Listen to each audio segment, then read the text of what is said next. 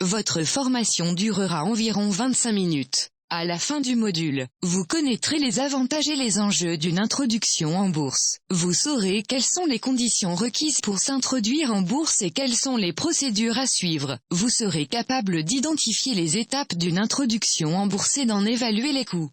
Une introduction en bourse procure des avantages à différents niveaux. Elle donne accès à de nouvelles sources de financement.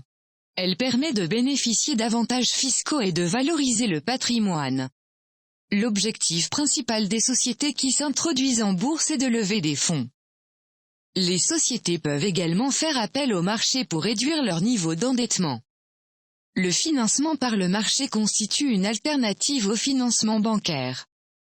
L'introduction en bourse d'une société lui permet d'acquérir un statut fiscal avantageux. Ainsi, la société cotée bénéficie d'un abattement fiscal pendant les 5 ans qui suivent son introduction en bourse. Lors de l'introduction, les anciens actionnaires sont exonérés d'impôts sur le produit de la vente de leurs actions. Certains entrepreneurs utilisent la bourse pour valoriser leur patrimoine. Ayant passé toute leur vie à développer et à faire prospérer leur société, ils aimeraient en récolter les fruits et pouvoir réaliser d'autres investissements.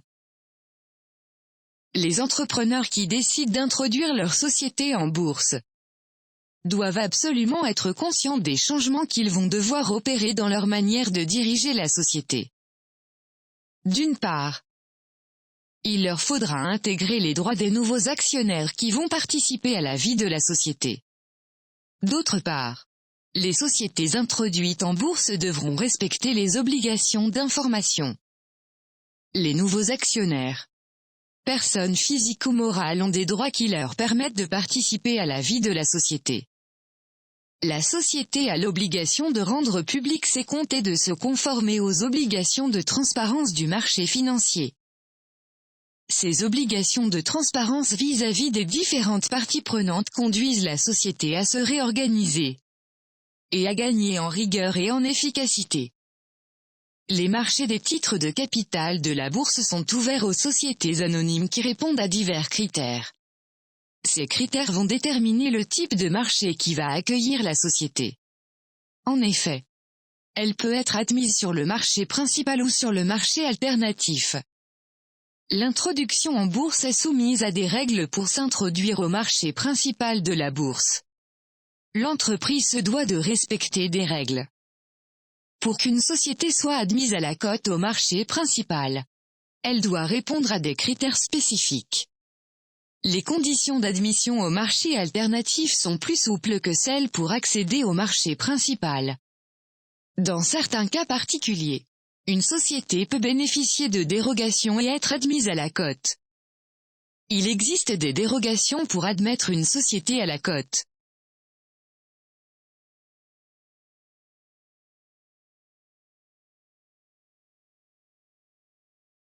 Et maintenant, suivez pas à pas les procédures d'une introduction en bourse à travers les modalités d'ouverture du capital de la société, les modalités de diffusion de titres, les modalités de placement. Il existe 2 voies d'introduction à la cote. L'introduction par cession de titres existants et l'introduction par émission de nouveaux titres. Avec l'introduction à la cote par cession de titres, les actionnaires de la société cèdent une partie de leurs titres au profit du public. Une société peut s'introduire en bourse via l'émission de nouvelles actions. Une société souhaitant s'introduire en bourse dispose de 3 modalités pour diffuser ses titres, selon le type d'investisseur auquel elle s'adresse. Le placement auprès d'institutionnels est la technique utilisée pour assurer la réussite des opérations importantes. Le placement auprès du public correspond à la mise à disposition des titres auprès des investisseurs particuliers. Pour profiter à la fois des avantages du placement auprès d'institutionnels et des avantages du placement auprès du public, les sociétés combinent les 2 modalités de diffusion de titres. Le placement des titres selon le profil des investisseurs visés. Pour le placement auprès des institutionnels, la société doit choisir un ou plusieurs intermédiaires en bourse pour constituer un syndicat de placement.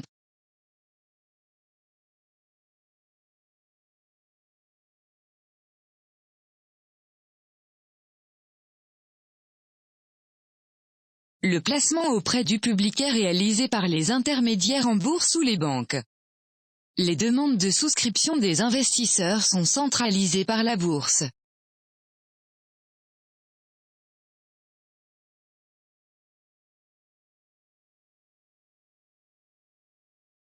Dans le cadre d'un placement mixte, on combine le placement auprès d'institutionnels et le placement auprès du public.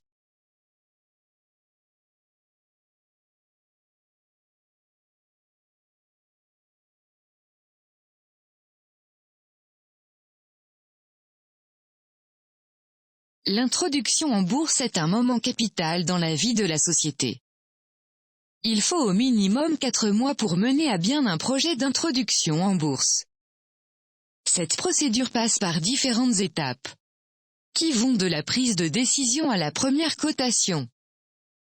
La première étape, c'est la prise de décision par les actionnaires majoritaires d'introduire la société en bourse, en tenant compte des différents avantages, à savoir la diversification des sources de financement, les avantages fiscaux, la pérennité, la succession, la valorisation.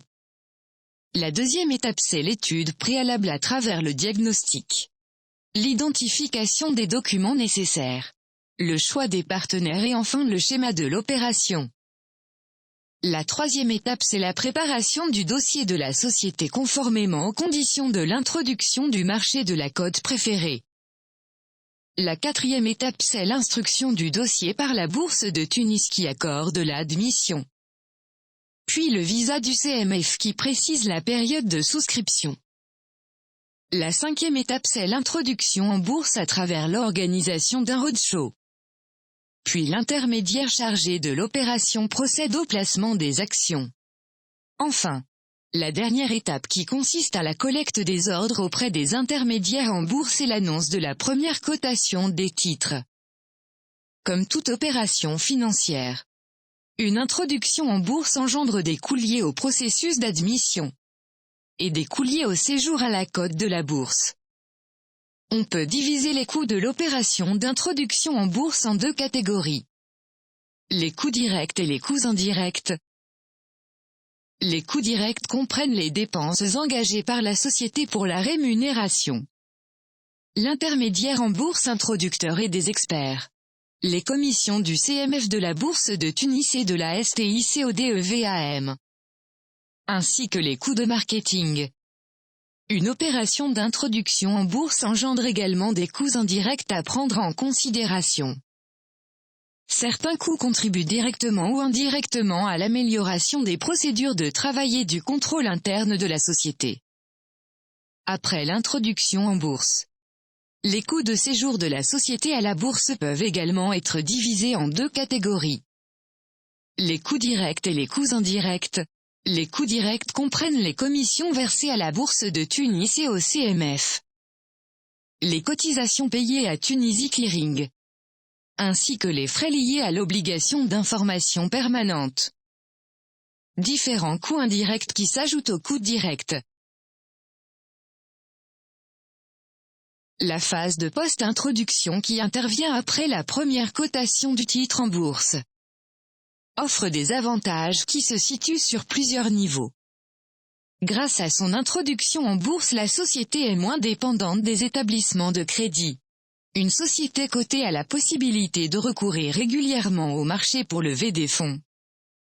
L'introduction en bourse offre aux sociétés la possibilité de diminuer le coût du capital levé. La cotation des titres en bourse permet d'assurer leur liquidité et de multiplier les actionnaires.